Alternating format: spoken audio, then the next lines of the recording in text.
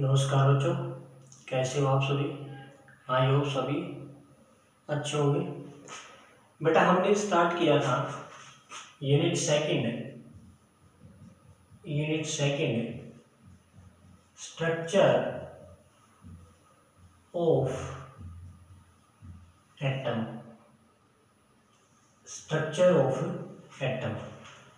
Last lectures के अंदर structure of atom के अंदर हमने अपने टॉपिक्स कवर कर लिए थे। ठीक है, अब आगे जो बात करेंगे, हम बात करेंगे आपका इलेक्ट्रोमैग्नेटिक स्पेक्ट्रम के बारे में। आगे जो बात करेंगे that will be the electromagnetic spectrum. Electromagnetic spectrum. Electromagnetic spectrum, देखो बेटा इलेक्ट्रोमैग्नेटिक स्पेक्ट्रम क्या होता है कि जब आप इलेक्ट्रोमैग्नेटिक रेडिएशंस को उनके इंक्रीजिंग वेवलेंथ या फिर डिक्रीजिंग फ्रीक्वेंसी के हिसाब से जब अरेंज करेंगे तो एक स्पेक्ट्रा प्रोड्यूस होगा, और वो जो स्पेक्ट्रा ऑब्टेन होगा आपका इंक्रीजिंग वेवलेंथ और डिक्रीजिंग फ्रीक्वेंसी की अरेंजमेंट के हिसाब से इलेक्ट्रोमैग्नेटिक रेडिएशंस का वो जो स्पेक्ट्रा बनेगा, the spectra is known as the electromagnetic spectrum. ठीक है, तो इसको आप क्या कह सकते हैं, इलेक्ट्रोमैग्नेटिक स्पेक्ट्रम क्या होता है कि when electromagnetic radiations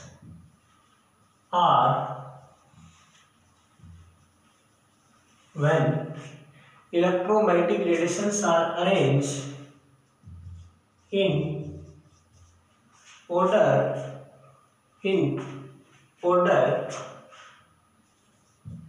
of increasing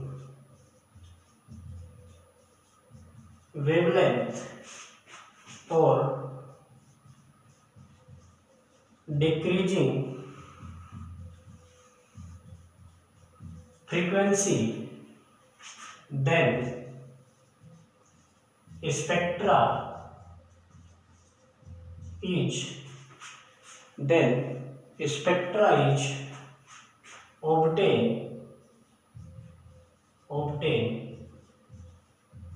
which is known as electromagnetic spectra. Electromagnetic spectra कि जब आप इलेक्ट्रोमैग्नेटिक रेडिएशंस को उनकी इंक्रीजिंग वेवलेंथ और डिक्रीजिंग फ्रीक्वेंसी के हिसाब से अरेंज करते हैं तो आपके पास एक स्पेक्ट्रा ऑब्टेन होगा, और वो स्पेक्ट्रा क्या कहलाएगा, the spectra is known as electromagnetic spectra. अब इलेक्ट्रोमैग्नेटिक स्पेक्ट्रा का आपके पास डायग्राम बनाते हैं कि आपका वो होगा क्या। सबसे पहले इसके अंदर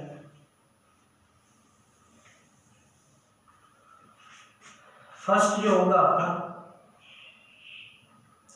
वो होगा फर्स्ट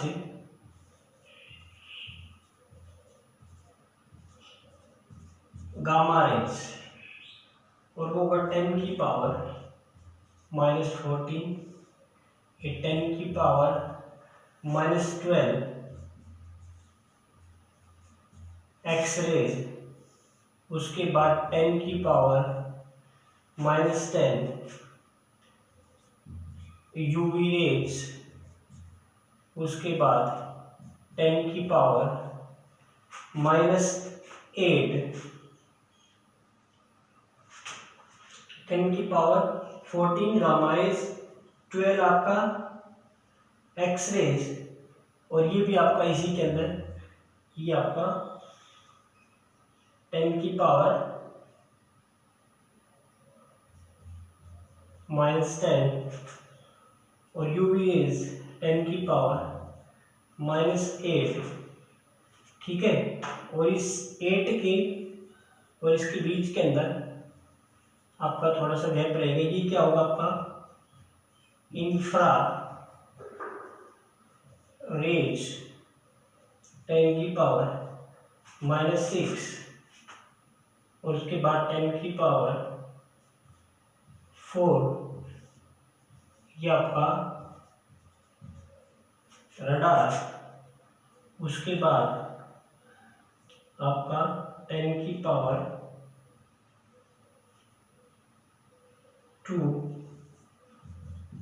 ये 1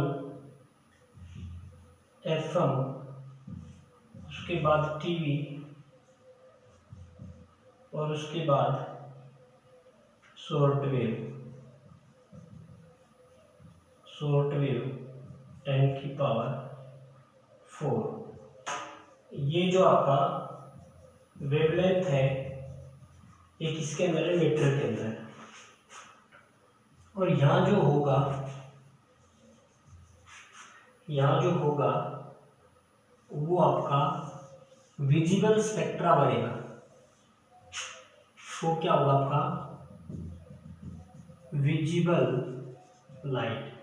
इसके अंदर ये आपका होगा 400, ये आपका होगा 500, ये आपका होगा 600, ये आपका होगा 700। ये आपका वेवलेंथ है वो आपका नैनोमीटर के अंदर। ठीक है, ये जो विजिबल जो स्पेक्ट्रा है ये आपका 380 से 760 नैनोमीटर। ठीक है, कि ये जो स्पेक्ट्रा ऑब्टेन हुआ इंक्रीजिंग वेवलेंथ और डिक्रीजिंग फ्रीक्वेंसी के हिसाब से जो अरेंजमेंट आया, स्पेक्ट्रा प्रोड्यूस हुआ। और ये स्पेक्ट्रा क्या कहलाता है आपका, the spectra is known as electromagnetic spectra. ये जो रीजन है आपका वो क्या कहलाएगा आपका, that is known as the visible reason.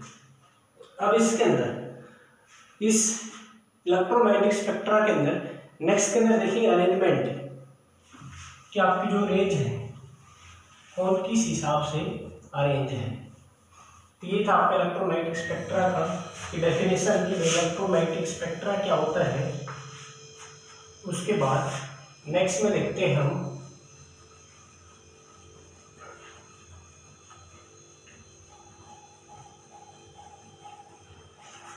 Next आपका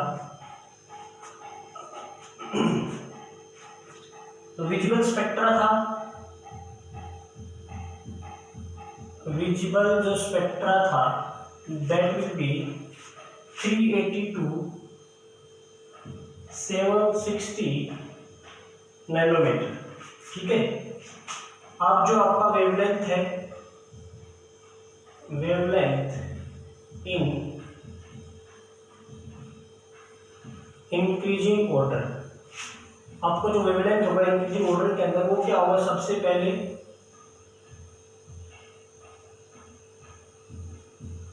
गामा रेज, उसके बाद आपका होगा एक्स रेज, उसके बाद यूवी रेज, उसके बाद आपका होगा विजिबल, उसके बाद इंफ्रारेड, उसके बाद माइक्रोवेव्स, उसके बाद रेडियो वेव्स। ठीक है, तो ये हाँ इलेक्ट्रोमैग्नेटिक स्पेक्ट्रा के अंदर जो वेवलेंथ का ऑर्डर है इंक्रीजिंग ऑर्डर के अंदर वो क्या आपका gamma rays, X rays, UV rays, visible rays, infrared, microwaves और रेडियो वेव्स। और ये जो अरेंजमेंट है ये अरेंजमेंट आपको मिला कहाँ से, ये अरेंजमेंट आपके पास आया इसके अंदर वेवलेंथ का इंक्रीजिंग ऑर्डर और फ्रीक्वेंसी का डिक्रीजिंग ऑर्डर के हिसाब से अरेंज किया तो स्पेक्ट्रा प्रोड्यूस हुआ। The spectra is known as the electromagnetic spectra, और इसके हिसाब से ही अरेंजमेंट है। उसके बाद नेक्स्ट जो आपका टॉपिक आएगा that will be the electromagnetic wave theory. Next topic है आपका, नेक्स्ट जो टॉपिक है वो आपका magnetic wave theory, electromagnetic wave theory. तो इलेक्ट्रोमैग्नेटिक वेव थ्योरी के जो मेन पोस्टुलेट है, वो मेन पोस्टुलेट क्या कहते हैं? सम पोस्टुलेट्स आर, पहला जो पोस्टुलेट है वो क्या कहता है? A source like heating road,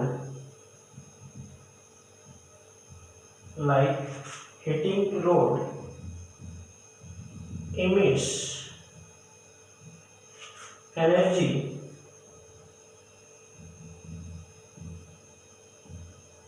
continuously in the form of radiations, second जो पोस्टुलेट है वो क्या कहते हैं? These radiations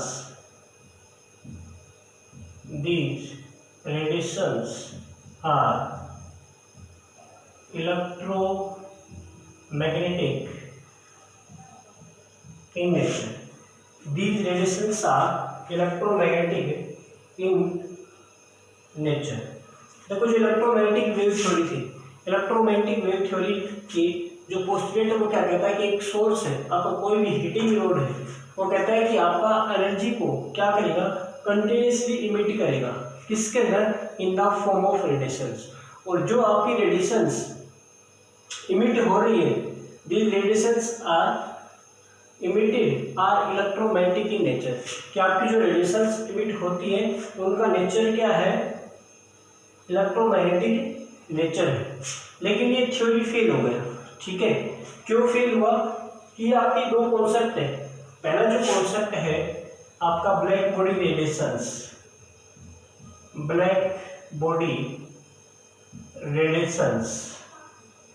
इसको ये एक्सप्लेन नहीं कर पाया।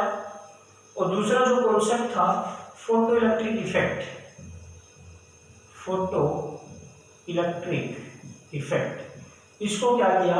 इसको एक्सप्लेन नहीं कर पाया, ठीक है। इन दो एक्सपेरिमेंट की वजह से दिस थ्योरी वाज फेल। तो जो आपका electromagnetic wave theory,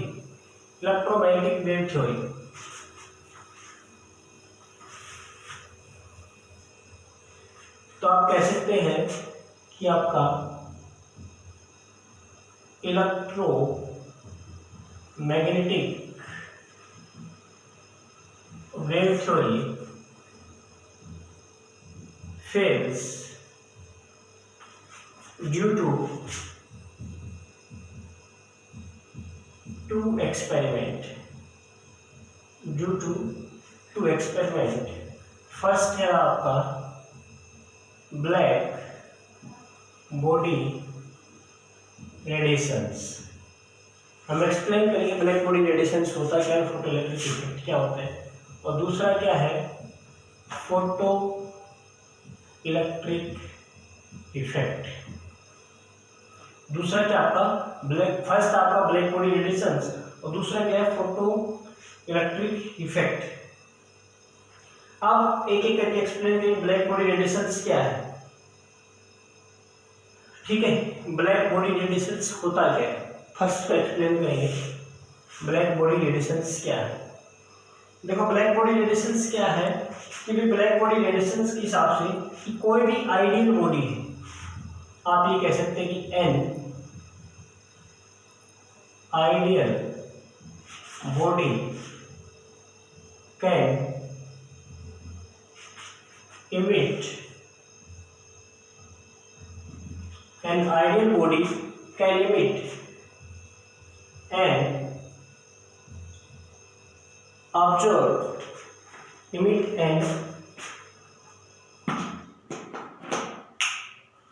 an ideal body can emit and observe all types of radiations are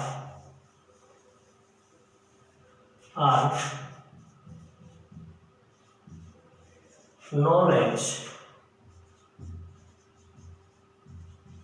black body radiations. Black body radiations यानी कोई भी आइडियल बॉडी जो इमिट और ऑब्जर्व कर सके ऑल टाइप ऑफ रेडिएशंस को, वो क्या कहलाएगा? आपका ब्लैक बॉडी रेडिएशंस कहलाएगा। ठीक है। दूसरा है फोटो इलेक्ट्रिक इफेक्ट। दूसरा फोटो इलेक्ट्रिक इफेक्ट। देखो फोटो इलेक्ट्रिक इफेक्ट क्या होता है? फोटो इलेक्ट्रिक इफेक्ट होता है कि जैसे ही आप इंसिडेंट रेडिएशन डालेंगे किसी भी मेटल सरफेस के ऊपर, तो जब वो इंसिडेंट लाइट पड़ेगी तो उस टाइम पे क्या होगा? Ejection of electron will takes place, और वही जो इजेक्शन ऑफ इलेक्ट्रॉन है वो क्या कहलाएगा? आपका फोटो इलेक्ट्रिक इफेक्ट कहलाएगा। जितना इंटेंसिटी बढ़ेगा आपका लाइट का, उतना ही आपका इजेक्शन ऑफ इलेक्ट्रॉन क्या रहेगा? इंक्रीज करेगा। ये क्या कहलाता है? When incident light is dropped on a metal surface, then ejection of electron will takes place, which is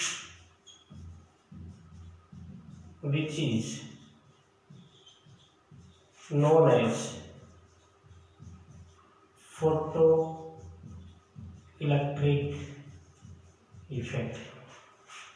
जैसे ये कोई आपका यहाँ पे मेटल सरफेस है, ठीक है, और आपने क्या किया? यहाँ से लाइट को इंसिडेंट किया। ये आपका क्या है? Light incident. तो यहाँ से क्या होगा? आपका ejection of electron takes place.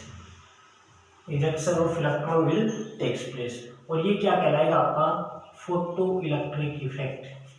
ये क्या कहलाएगा? आपका that is known as the photoelectric effect। तो क्या होगा आपका?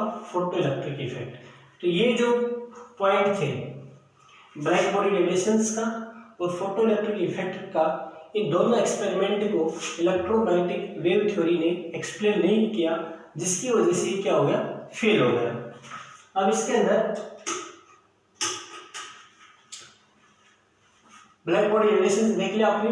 कोई भी जो आइडियल बॉडी है जो सभी टाइप के रेडिएशंस को इमिट कर सके, ऑब्जर्व कर सके, तो वो क्या कहलाएगा? आपका ब्लैक बॉडी रेडिएशंस। और फोटो इलेक्ट्रिक इफेक्ट क्या होगा? जब इंसिडेंट लाइट डालते हैं किसी मेटल सरफेस के ऊपर, तो ejection of electron takes place करता है, और वही क्या कहलाता है? आपका that is known as the photo electric effect. तो ये पॉइंट थे। अब उसके बाद ये है कि आपका जो फोटो इलेक्ट्रिक इफेक्ट है, ठीक है, जब ये फोटो इलेक्ट्रिक इफेक्ट हुआ तो उस टाइम के ऊपर क्या क्या ऑब्जर्वेशंस हुए वो नोट डाउन करना। वो क्या क्या ऑब्जर्वेशंस है?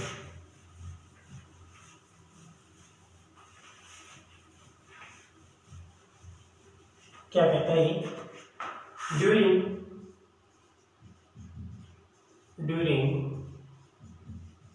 Photo electric effect following observation takes place। following observations are, photoelectric effect के अंदर कौन कौन सी ऑब्जर्वेशंस हुई? फर्स्ट क्या कहता है? फर्स्ट कहता है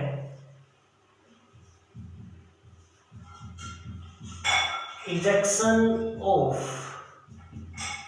electron will takes place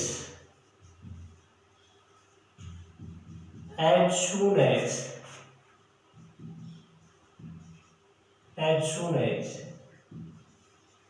light is incident।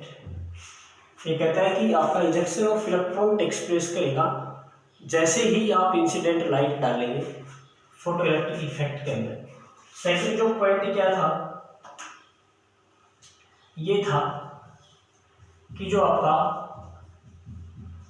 Injection of electron is directly proportional to intensity of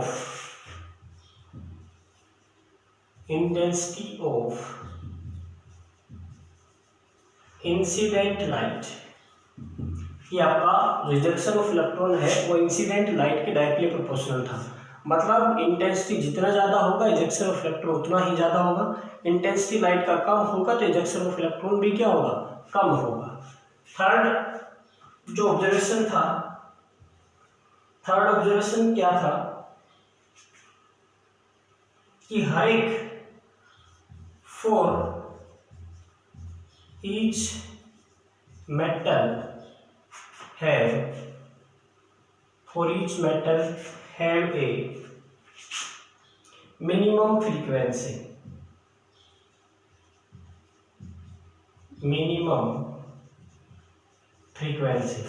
जिसको क्या बोलते हैं, जिसको बोलते हैं थ्रेशोल्ड फ्रीक्वेंसी, जिसको क्या बोलेंगे, थ्रेशोल्ड फ्रीक्वेंसी। ठीक है, तो ये जो ऑब्जर्वेशंस थे, ये ऑब्जर्वेशंस फोटोइलेक्ट्रिक इफेक्ट के दौरान प्रोसीड किए कि आपका ejection of electron takes place जब आप लाइट डालते हैं, ejection of electron directly proportional होगा इंटेंसिटी आपका लाइट के, और हर एक मेटल के लिए मिनिमम फ्रीक्वेंसी होगा अलग थ्रेशोल्ड जिसको बोलते थ्रेशोल्ड फ्रीक्वेंसी। तो थ्रेशोल्ड फ्रीक्वेंसी क्या है कि वो कम से कम एनर्जी जिसकी रिक्वायरमेंट होती है इजेक्शन ऑफ इलेक्ट्रॉन के लिए, तो वो क्या कहलाएगा आपका, that is known as the threshold frequency. तो ये था आपका आज के लिए इतना ही। ठीक है, अच्छे से रेडी करना है इस टॉपिक को, बाकी जो टॉपिक है नेक्स्ट वीडियो के अंदर कंटिन्यू करेंगे। थैंक यू, धन्यवाद।